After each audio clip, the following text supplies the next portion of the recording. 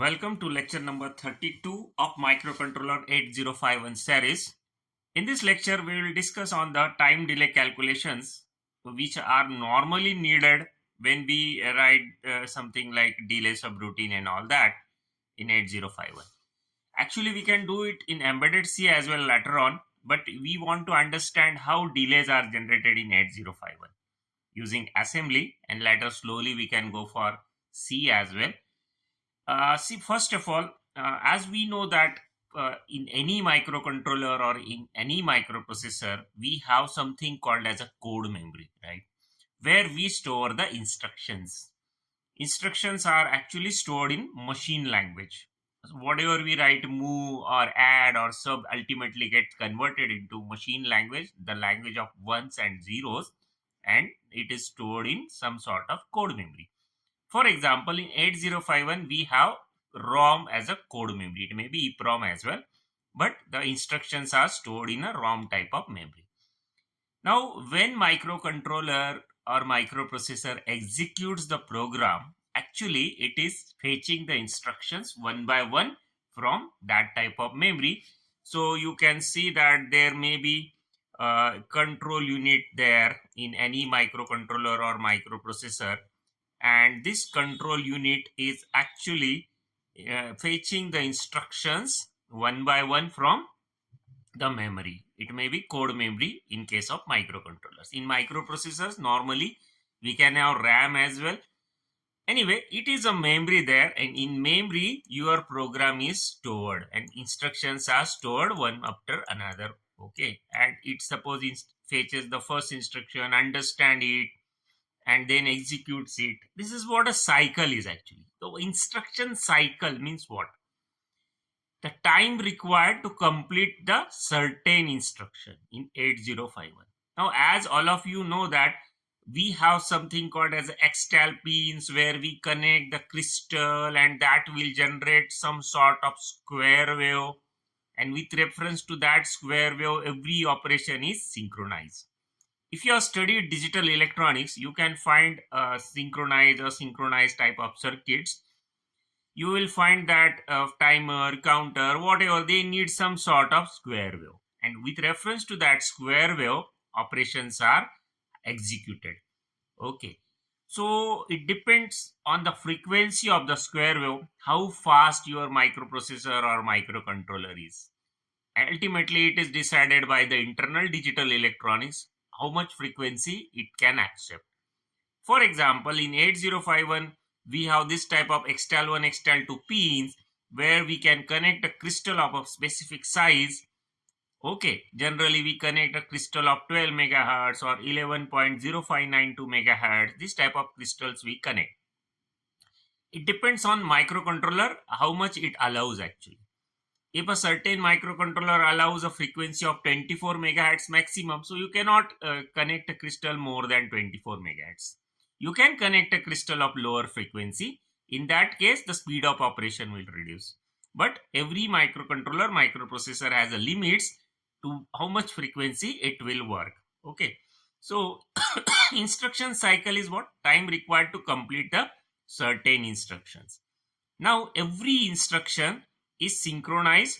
Every instruction has different parts, like first of all microcontroller will fetch the code of that is called as an opcode fetch. Then it will need whether it will go and read the memory or read the IO port.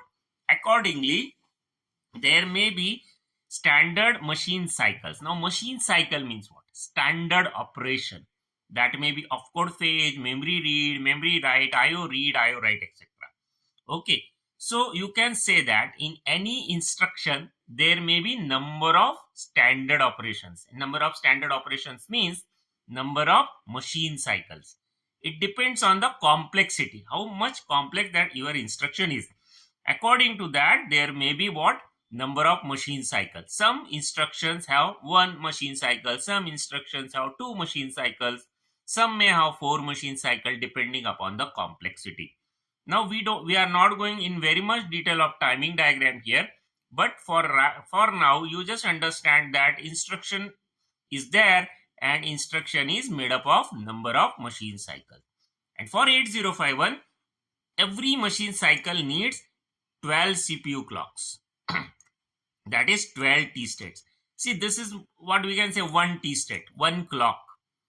You can have a T on and T off, right? So in this way, there will be 12. These are the suppose 12 T states or 12 clocks which are needed for one machine cycle. Okay. So suppose we have one instruction which needs one machine cycle, for example. So it will need 12 T states. Okay, so 12 clocks are needed for completion of that particular instruction. Now, how much time? Now you can calculate time of one T state is 1 upon frequency. Now you know F is 1 upon T or T is 1 upon F. So if it is a 12 megahertz crystal, suppose this crystal is 12 megahertz, the time for one T state will be 1 upon 12M. And for time for one machine cycle will be what? 12 into 1 upon 12. That is 1 microsecond. If it is 12 megahertz. If it is 11.059 megahertz, then time will change. It will increase because frequency is reduced. Okay, that will be 1.085 microsecond. So in this way, the time needed for one machine cycle, it will be vary from what? Depending on what? The T states, depending upon the frequency actually. In this way, we'll go for one more slide where we'll discuss something more on that.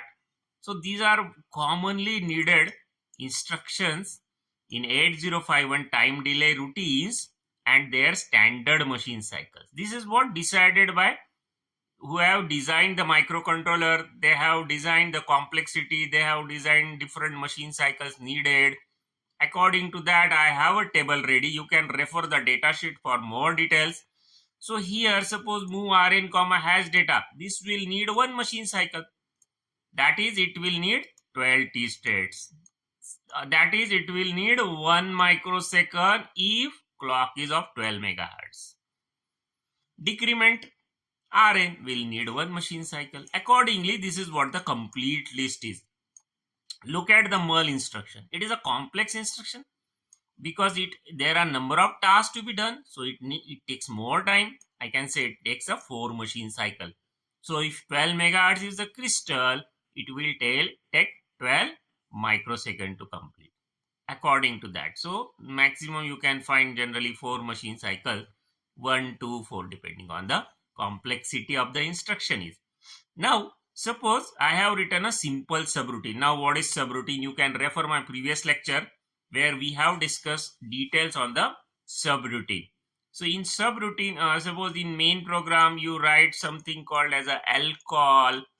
Okay, lcall, and you will write a delay, suppose. Okay, this is your main program. And in main program, you want some delay. So, you will write a subroutine of delay. Okay. This will be that subroutine. At the end of the instruction, at the end of the routine, you will write return. Why return? To come back to the main program. Now you can go in previous lecture and see how it happens. Anyway, so you have this delay subroutine here. Now this is your delay subroutine. Now in delay subroutine, you want to calculate how much time it will take, how much time CPU will waste here when CPU once executed. Look at this. This instruction is move R3 comma hash 200. So 200 is a decimal number we are putting into register R3. Now as per the data sheet, it takes one machine cycle, suppose. Then second instruction is decrement jump if not 0 R3. Here what will happen? This instruction will be executed 200 times. Why 200 times? See, R3 will be decremented. If R3 is not 0, it will jump here and here till R3 becomes 0. Once R3 becomes 0, it will come to the next instruction, that is a return. Return takes a 2 machine cycle. So in this way, you can calculate how many machine cycles are needed to finish this routine. Yes, that is what this will be executed one time. This is one time. Okay, and it will take 1 machine cycle. This second instruction will be is in loop, will be executed 200 times. This is the count here, right? 200 times, and each time it needs 2 machine cycles. So it will take total 200 into 2 machine cycles to finish. Now the last return will be executed only one time, because then we'll come back to the main routine, right? It takes one machine, two machine cycle, and it will be executed one time.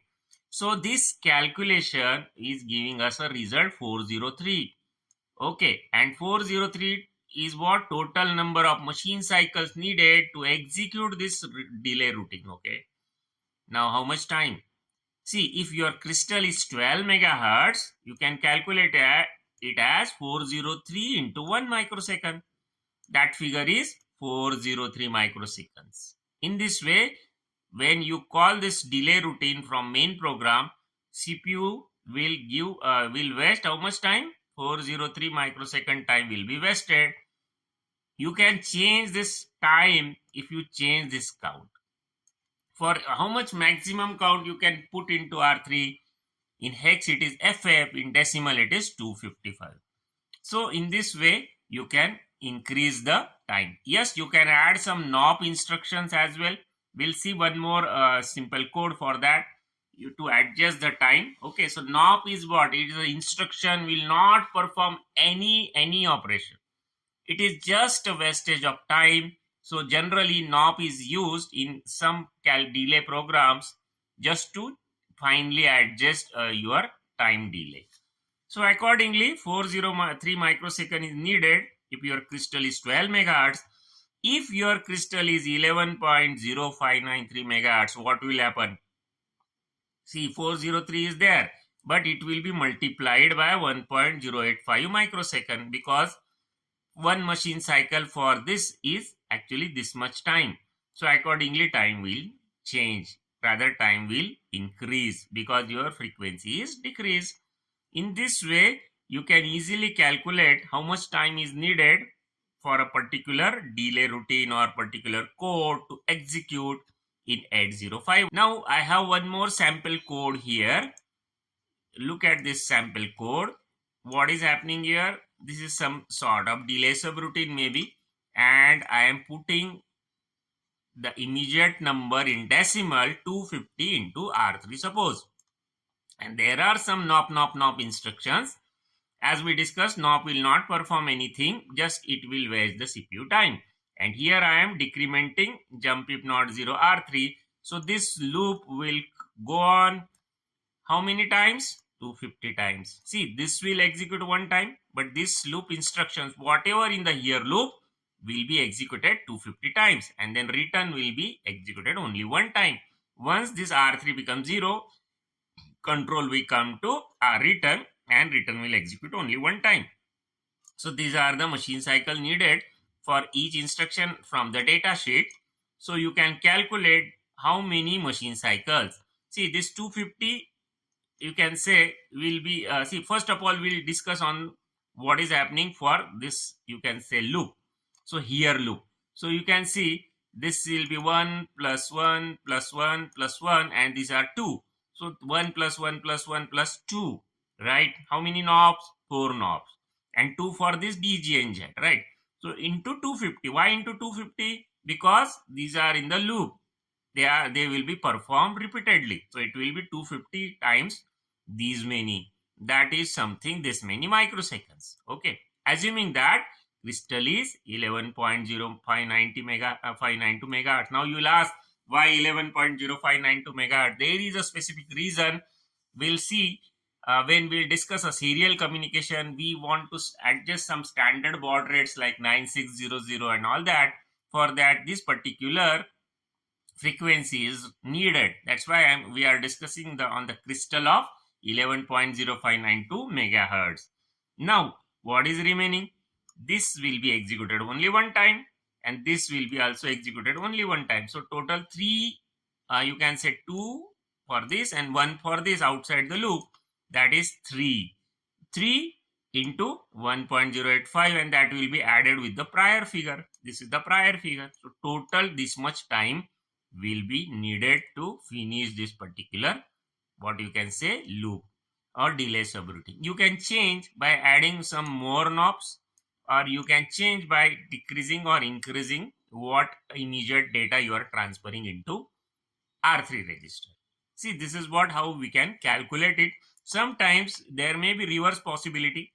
You will know the delay and you want to find out the machine cycles needed. That is also possible. In that case, you can assume this as a n.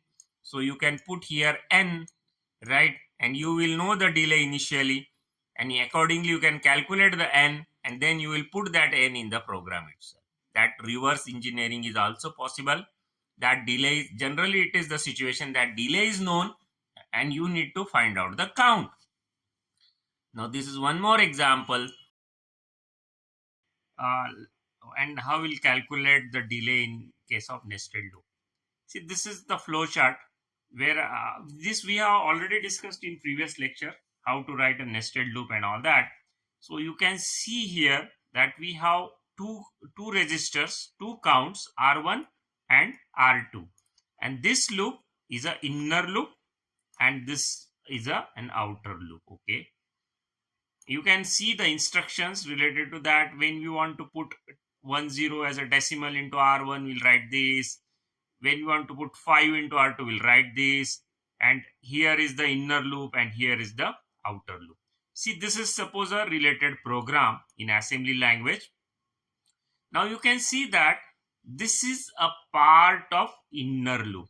So all these instructions will be performed 10 into 5 times. 10 is the C1, 5 is the C2. Let us take this as a C1 and this as a C2 suppose. So you can calculate that these instructions will be performed C1 into C2 times. This is a part of outer loop, will be performed C1 times. This is also part of what you can say outer loop, will be performed C1 times. So this is C1 time, this is C1 time. These are all C1 into C2 times. And yes, this first instruction will be performed one time. This will be also performed one time. So accordingly, if you know the standard machine cycles needed from the data sheet for each instruction, you can calculate the total machine cycle as C1. This one is for this one. This 10 into 1 for this move R2, comma. Then 10 into 5 plus into 1, 10 into 5 plus 1 for NOP, and 2 into 10 into 5 for this DJ and Z, right? And finally, this 2 into 10 for this outer D and Z, and 1 for return. And you can calculate the total machine cycle, and hence you can calculate the delay. Delay will be total machine cycle into 1 microsecond, assuming 12 megahertz clock. If it is different, then this if it is 11.0592, then 1.085 and so on.